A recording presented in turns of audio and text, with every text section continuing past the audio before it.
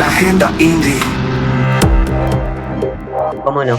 Vamos a recibir a nuestra invitada, a la que primero tengo que felicitar por semejante investigación. Ustedes dirán de qué investigación estoy hablando. Es que estuvimos viendo El Alambrado, una obra que, multiconceptual, dinámica, que mezcla actuación, música en vivo, música incidental en vivo y también visuals. Estos visuals son los archivos, las voces también, hay algunas voces de archivo, pero quiero hablar con la autora de esta investigación, una investigación que ahora vamos a saber cuánto tiempo le llevó. Se llama Patricia Chayna, nuestra invitada, y le vamos a dar la bienvenida a nuestra Agenda Indie. Hola Patricia, ¿cómo estás? Buenas noches. Hola Davo, un gusto estar aquí con ustedes. Buenas noches. Bueno, qué lindo lo que vimos. Qué lindo lo que vimos más allá de lo que es la historia, el contexto. Hay una historia que contar que nos atañe, ¿no? Porque tiene que ver con algo que tiene que englobarse sí o sí en nuestras raíces, respetarlas. Estamos hablando de esta obra que tiene como eje central el asesinato de Tomás Marilev en el año 1932, hace mucho tiempo ya. Yo le calculaba, vos sabés, cuando escuchaba el relato, mi mamá nació en 1933. Van a ser 94 años que nació mi mamá, 95 del asesinato de Tomás, ¿no? ¿Qué te llevó a investigar esto?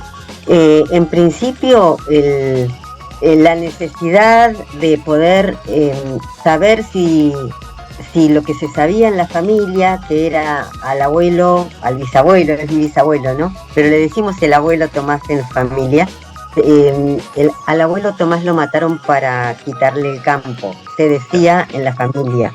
No teníamos comprobación de eso más que la certeza de saber que el campo ahora estaba ocupado por otra familia y en ese campo había vivido mi bisabuelo Tomás, su compañera, su señora, mi bisabuela Florinda, a quien conocí, y sus 7 hijos. Cuando yo entro a hacer una maestría en la Universidad de Buenos Aires, empiezo a encontrar ciertos documentos sobre la historia de la familia, porque yo quería escribir la historia de la familia. Una familia que tiene una parte mapuche y otra parte de abuelos árabes y españoles. Siempre teníamos información de la parte árabe, de la familia, de la parte española, pero la parte indígena, de la familia indígena, estaba recortada, ¿viste? Eran fragmentos, partecitas que decía una abuela, cosas que contaba mi mamá o mi papá también, que habían vivido en el lugar. Estamos hablando de la zona sur de la provincia de Río Negro, en un lugar cerca de Bariloche. Eran campos muy fértiles, campos grandes, y en ese momento las familias indígenas vivían de la ganadería, que en ese momento comenzaba a formarse la zona como productora lanar, eran grandes cantidades de ovejas. Uh-huh. Me encuentro con la nota de un diario, el diario Argos, el periódico Argos, porque salía una vez por mes, el ingeniero Jacobasi, donde dice que hubo una reconstrucción judicial del crimen por el que matan al abuelo Tomás, y define la justicia de ese momento que lo mataron para robarle un revólver. Cuando yo leo eso, para mi trabajo de investigación sobre comunicación en la UBA, me doy cuenta que eso no corresponde con el relato familiar que teníamos. Entonces ahí decido comenzar a investigar. ¿Qué es lo primero que me sucede? Es que tengo que tener tutores, ¿no? Directoras de tesis en este caso, que me dicen, bueno, si hubo un juicio tiene que haber un expediente. Si realmente hubo un juicio por el asesinato de Tomás, como dice este diario, tiene que haber un expediente. Así que me orientan y yo puedo llegar a la ciudad de Viedma, que hoy es la capital de la provincia de Río Negro, donde hay un gran archivo que reúne toda la papelería, por decir un nombre vulgar, pero todos los documentos uh-huh. de lo que hoy es la provincia de Tierra del Fuego, Santa Cruz, Chubut, Río Negro y Neuquén. O sea, que en ese momento eran territorios provinciales. Claro. Cuando se transforman en provincias, toda esa documentación va a Viedma, a un gran archivo, que es el archivo histórico de la provincia de Río Negro, que hay una gran cantidad de información, Davo, pero está toda descuajeringada, o sea, no está ordenada. Es muy costoso encontrar ahí los documentos, así que, volviendo un poquito a lo que vos decías al principio, esta investigación me llevó 7 años. 7 hasta que en años. noviembre del año... Sí, 7 años. Mirá. Noviembre del año pasado terminó. ¿Qué sos de Cielo China y María del Valle China? Y ya que estamos, por supuesto, no dejemos de lado Luciana Wiederholt, que en un momento cuando se presentan, yo pensé que Wiederholt era parte de esta letra del texto que destinada a un poco sacar una sonrisa por ser de descendencia alemana. Pero ¿qué te une a ellas? Porque con tu apellido, si van a ver la obra en el Galpón de Guevara, ya vamos a decir cuándo y cómo, se van a encontrar que hay 2 de las actrices, excelentes aparte, cómo interpretan, cómo emocionan con su forma de decir las cosas, y yo tengo mucha data de esto que vi el sábado porque tengo a mi tía, tengo una tía muy involucrada en la causa mapuche y a una prima que es antropóloga y uno conoce por boca de ellas los ritos y todo lo que pasa, pero esta vez veíamos así en escena a Patricia y a Cielo, a Cielo y a María del Valle, que es tuyo, las chicas, ¿qué son tuyas? Son primas. Son primas. Y entre ellas también son primas y... todo era verdad. Luciana, sí. Y Luciana también es prima. Bien. Porque con Luciana compartimos la abuela mapuche. Mi abuela Lucía, claro, o sea, la mamá de mi mamá, es la mamá de Libertad, que es la mamá de Luciana. Entonces ahí compartimos la abuela Lucy. Y Cielo y María del Valle son hijas de Mario China, que tiene su mamá, que es María Marilef, hermana de Lucía. Ahí está. Entonces, las dos, María Marilef y Lucía Marilef, son hijas de Tomás Marilef y de la abuela Florinda. ¿Cómo se...? A ver, esto quizás sea más para la directora, ¿no? Pero esto fue pergeñado como lo que se ve, como una obra multimedia. Mira, fue el proceso de la construcción del biodrama que hicieron las chicas, es un trabajo absolutamente de ellas. También fue un proceso largo, alrededor de 5 años, que también para mí fue muy gratificante darme cuenta que habían tomado como base mi investigación.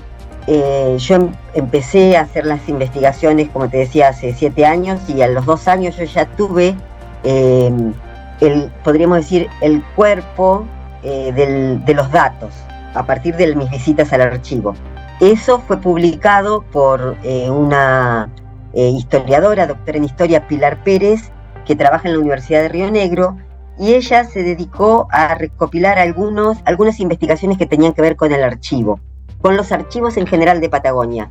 Y cuando yo termino mi investigación en el archivo, lo incluye en este libro que se llama El papel del archivo, y que a mí me pareció muy importante porque le da valor al archivo, y en este caso el archivo valida la memoria oral familiar, que en general con todo lo que es pueblos originarios solamente tenemos memoria oral, ¿no? Exacto. Entonces ahora teníamos un documento que confirmaba lo que la familia conocía, sabía.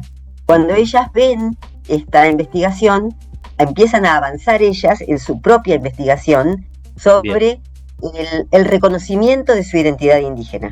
Y esto para mí fue algo muy alentador. Para mí fue que justamente coincidiera mi entrega de la tesis en noviembre con el estreno de ellas en marzo, un hermoso cierre para la investigación, porque... De verdad, totalmente. Sí. Ahora, lo que yo le comentaba a Kevin, la gente de prensa, con quien trabajamos todo un año, y el año anterior, hace mucho que estamos en contacto con Kevin trabajando con sus obras, le decía hoy, qué coordinación y sincronización perfecta entre actuación, imágenes y música. Yo calculo que les llevó un montón de tiempo de ensayo para que no falle nada, porque no falló nada.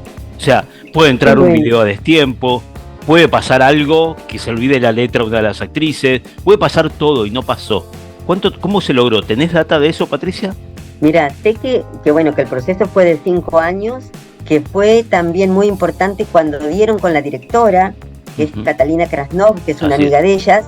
Generacionalmente ellas yo soy una generación más grande o anterior, y ellas son las 4, mis 3 primas y la directora generacional, comparten su generación, ¿no? Y creo que hubo una muy buena decisión en la elección de Catalina como directora, porque ella pudo empujarlas, darles impulso para que cada una desarrolle su propio reconocimiento de la ascendencia indígena y pudiera llevarlo a escena.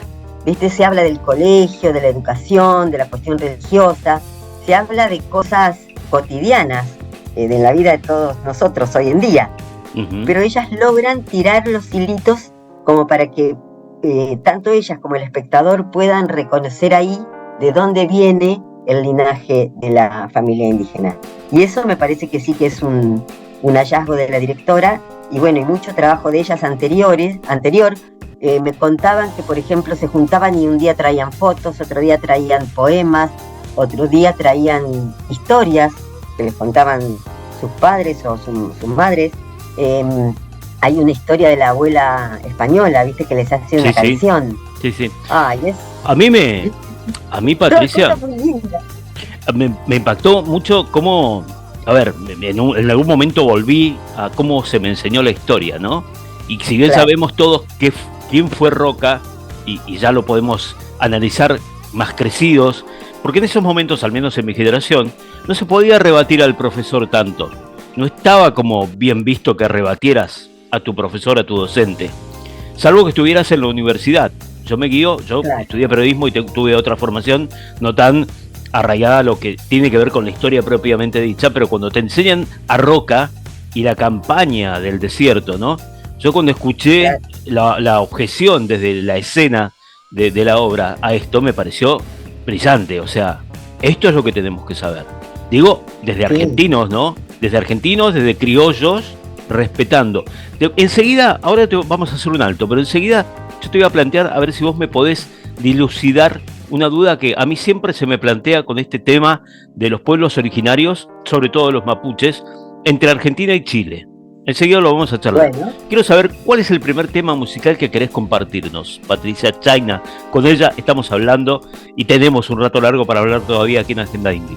Bueno, si te parece, podemos escuchar un tema muy lindo que se llama Lana. Vamos con Lana. ¿Quién lo hace? ¿Y por qué lo elegiste? Lana es un tema que la versión que vamos a ver es de Lucho Miloco y León Gieco, y cuenta la historia de un excombatiente de Malvinas que pudo volver para contarlo, a Miguel Savage, y tiene que ver también con las partes silenciadas de nuestra historia.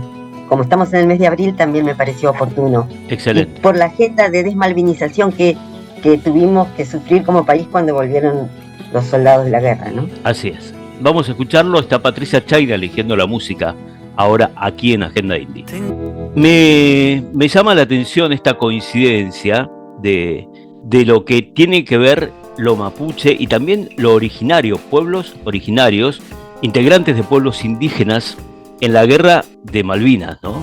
Hay como un silencio a voces por los pueblos el Wichi, el Mocoit, Guaraní, muchos que fueron Mocoit también, claro, que fueron mandados como carne de cañón al enemigo, ¿no? Por el solo hecho de ser indígenas, quizá, fueron mandados como carne de cañón. ¿Me equivoco el término? ¿Es así? Y fueron utilizados para ir a pelear una guerra para la que no estaban preparados, y sin embargo le pusieron todo el coraje y la valentía. Bueno, muchos de ellos no volvieron. No te equivocás para nada, es así. Y por ejemplo está el caso de los jóvenes correntinos, viste, que eran de los más aguerridos, tal cual, y tenían un tremendo problema con el tema del clima. De un tropical al frío de Malvinas. Son cosas que hoy las podemos hablar, pero ciertamente cuando terminó la guerra, eso quedó tapado. Ahí hubo un silenciamiento. Tal cual. Y yo creo que en ese punto compartimos ese padecimiento. Fueron esas invisibilizados de alguna manera. Exacto. De alguna manera no, fueron invisibilizados, pero creo que también me parece que con lo que vino después de la derrota, ¿no? Creo que eso puso una cuota de más invisibilización, ¿no? Cuando regresaron, y de la forma en que recibimos en general a los excombatientes, a eso me refiero. Sí, tal cual. Y de hecho, Miguel Savage, excombatiente que escribe un libro que cuenta la historia de Lana. Lana es un pullover, Davo. Él lo mandan a robar una radio a una casa, a una estancia en Malvinas con otros 3 o 4 compañeros, y él ve tendido en un cordel un pullover azul.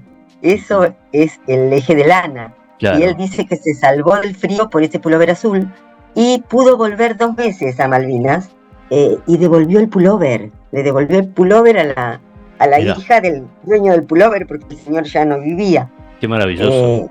Sí, qué historia. Es un tema, sí, Patricia, que no se conoce mucho, pero que es muy representativo de lo que pasa. Yo te agradezco que lo hayas traído enormemente. Patricia, vamos al segundo tema. Vas a presentar a un amigo de la casa, porque yo creo que lo presentes vos, pero siempre Pedro Canale, ya va a decir su alias Patricia, ha estado dispuesto a hacernos escuchar su música.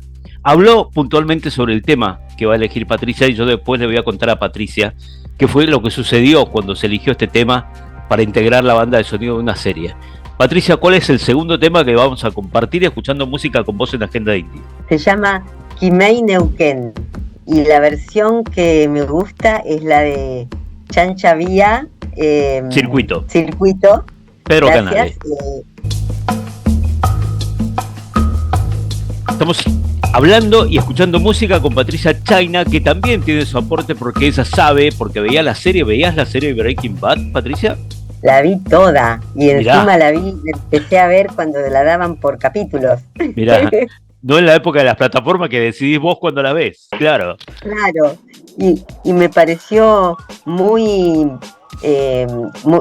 me sorprendió el día que estaba viendo el capítulo en donde aparece este tema, y yo estaba viendo la serie y empecé a escuchar el tema y me di vuelta en mi casa a ver si se había prendido mi computadora o de dónde, viste, de qué lugar de mi casa salía la música, hasta que a los pocos segundos reaccioné y vi que era la propia serie la que estaba musicalizada con este hermoso tema.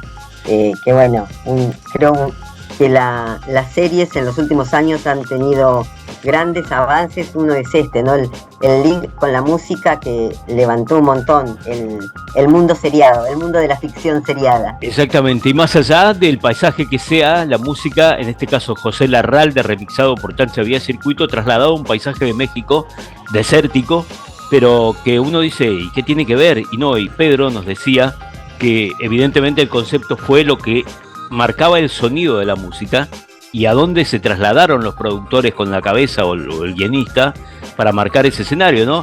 Y bienvenido sea que la música se universalice, y si es nuestra y autóctona, mucho mejor. Vos sabés que te quería preguntar, Patricia, antes de que volvamos y invitemos a la gente a ver El Alambrado, que también está en escena El Alambrado, se lo digo y sin spoilear demasiado más, porque uno se muere de ganas.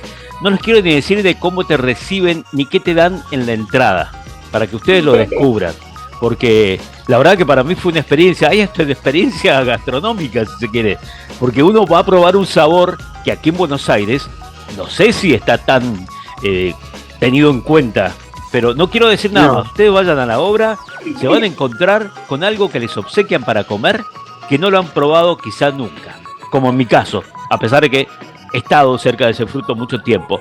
Te decía, Patricia, antes que yo veo mucha televisión chilena. Me gustan los programas donde, y hay muchos, de televisión, de canales privados, de Chile, que los fines de semana se ocupan de recorrer el país y hacen una revalorización de las raíces mapuches del sur, mostrando los rituales, mostrando las costumbres, quien sea el periodista o conductor metiéndose en esa comunidad y trasladando lo que se hace en esa comunidad. Más allá de que también existe la politización de la causa mapuche, y a veces depende del gobierno que sea también, quiero preguntarte por qué en Argentina al menos, y yo estoy hablando de canales que están en Santiago de Chile, o sea, canales nacionales, se pueden ocupar de eso y mostrarlo como un contenido y muy visto aparte, porque son canales abiertos. Y acá en Argentina, primero, que los canales abiertos ya casi tienen programación mínima y con bajo presupuesto. Y otra, ¿por qué nunca se ha mostrado esto de manera? ¿Pasará por mostrarlo atractivamente? Porque lo que se muestra en Chile es muy atractivo de ver y escuchar. Y es una revalorización de eso. O sea, hay un respeto por eso. Hay una identificación y no negación de que en Chile lo mapuche es parte del ADN del país. ¿Qué pasa en Argentina? ¿Por dónde pasa? ¿Idiosincrasia? Lo que le quieras llamar. ¿Por dónde pasa? Eso quiero saber, quiero tener tu opinión. Es exactamente como vos decís, en Chile hay una valorización y la cultura mapuche se inscribe dentro de la tradición, cosa que no sucedió en la Argentina, porque deben ser varios los factores que confluyen para que esto suceda, pero fundamentalmente en el caso argentino tiene que ver con una política de negación, que no casualmente tiene que ver con haber denominado campaña del desierto o conquista del desierto, las campañas militares que sucedieron a partir de 1876 para poder expandir el territorio nacional, la institución del Estado hacia la frontera sur. Hubieron dos campañas, una la frontera norte, que fue el Chaco, el Gran Chaco, el Desierto Verde, y otra el sur en Patagonia, cuando en verdad no había un desierto. O sea, si bien Patagonia tiene grandes extensiones áridas, hay otra gran cantidad de tierras que es tierra fértil y estaba habitado. Ese desierto no era tal y estaba habitado. Lo que hace la conquista del desierto es arrasar con todas las comunidades que vivían, eran nómades además, entonces hay una serie de situaciones militares que tienen que ver con el despojo de la tierra y con de qué manera se llevó a cabo esa arrasadora campaña militar, porque no hubieron batallas. No. Eso tampoco lo sabemos. Exactamente. ¿No? O sea, es una cosa, como vos dices antes, sí, sabemos que vino el general Roca, llegó hasta Chuelechuel, hasta la isla de Chuelechuel, tampoco llegó ni hasta Bariloche. Sí mandó después las compañías que siguieron con el plan, pero él llegó hasta Chuelechuel y se volvió. ¿Vieron ¿te acordás del billete de 100 pesos que tenía la revista del Río Negro? Que era Sí. Una pintura. Sí. Bueno, hasta ahí llegó el general Roca. Y el objetivo fue apropiarse de las tierras, quedarse con las tierras. En muchos casos esto se consolida varios años después. Por eso, por ejemplo, la historia que contamos, que cuento yo en mi investigación y las chicas toman para el alambrado, es en el periodo, lo que se conoce como periodo de poblamiento, en la Patagonia, en Patagonia Norte, cuando comienzan a llegar los pioneros de otras nacionalidades, cuando también recibimos muchas familias de Chile, que al principio tampoco existía el Estado argentino y el Estado chileno. Entonces ellos, como parte de un mismo pueblo, cruzaban los Andes como si yo ahora voy a Buenos Aires, ¿no? O sea, era común cruzar los Andes y tener un asiento en lo que hoy es Chile y otro asiento en lo que hoy es Argentina. Eso también está muy bien explicado. Y eso también me interesó escucharlo. Lo que tiene el alambrado es que a uno le interesa escuchar, es una clase de historia, porque indudablemente la investigación que llevó a cabo nuestra invitada, con ella estamos hablando, con Patricia Chayna, Patricia hizo de esto, y junto con la directora y junto con las actrices, algo digno de ver. Qué bueno que esto sea visto por estudiantes, ¿no? Porque va más allá de la obra teatral de teatro independiente, de las actuaciones de las chicas, de escuchar sonidos mapuches, canciones mapuches, que eso también es tan lindo, tan lindo. Yo te decía que estoy muy cercano con esta causa e investigándolo también desde mi lado periodístico, charlando con mi tía Norma, a la que le agradezco mucho la data que me dio para poder charlar con vos, si bien yo tenía ya data propia, digamos, pero apenas supe que iba a ver esa obra, y le dije, voy a ver esto, decime por dónde podemos ir, de qué no me tengo que olvidar, y y estamos acá charlando con Patricia Chayna, que quiero que invites a, formalmente ya, para despedirnos, a la gente a ver El Alambrado.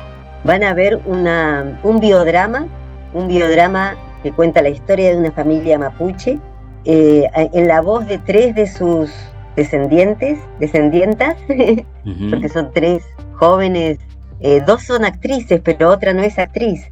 Ese es otro, bueno, es una característica del biodrama también, ¿no? Pueden participar como protagonistas personas que no son actores o actrices. En este caso, María del Valle es psicóloga y socióloga. Claro, y lo hace muy bien, Cielo, muy bien. Sí, porque uno cree que es actriz, sí, porque aparece, creo que ahí aparece esto, en todo caso lo que decís sirve para decir que lo que decía Lito Cruz, cualquiera puede actuar, es cuestión de creerse. Bien. Sí, y de creer en lo que quiere contar, ¿no? Porque creo que María del Valle cree en lo que está contando. Por eso sale, y ahora que me revelás que no es actriz, más todavía. Sí. Cielo, ¿cómo es el caso de Cielo? ¿Cielo es actriz? Cielo es actriz, estudió en el Instituto Nacional, ha hecho ya otras obras, y Luciana se formó más en el clown.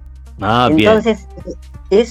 Eso hace que, vos lo detectaste, la obra tenga ciertos momentos de humor. Claro, que yo también lo agradezco, porque si no sería todo también muy difícil de contar. El vestuario de Luciana tiene mucho que ver con lo clown también. No voy a spoilear, les dije, si están escuchando, vayan a ver la obra. Hay un vestuario que uno dice, ¿por qué está vestida así? Ahí lo está explicando Patricia, pero creo que tiene que ver con eso, me equivoco, porque cada uno adoptó lo que le queda cómodo, ¿no? Sí. Y ella hace de investigadora, digamos que es como un alter ego mío. Exactamente. Esa sos vos desestructurada, digamos, de lo que es Patricia Chayna.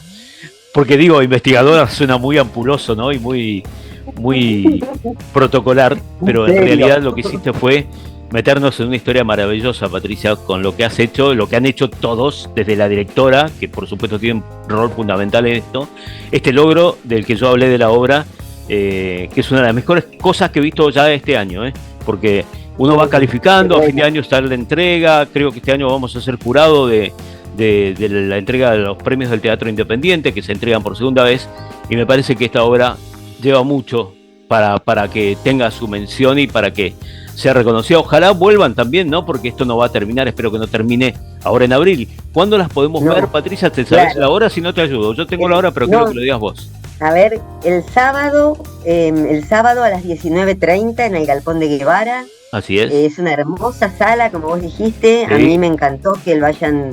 Bueno, lo que pasa es que también hay un dato importante, Dao, es que ellas se presentaron a un festival, a una especie de concurso que hizo el Galpón de Guevara, claro. Que entre 300 obras fueron elegidas como proyecto invitado. Sí, claro, me parecía que también tenía que estar por ese lado, porque es verdad lo que decís, Patricia, es un dato que uno puede ver cuando uno llega al Galpón de Guevara y habla, justamente, y da ese dato que está diciendo Patricia, de que es una obra elegida en un concurso.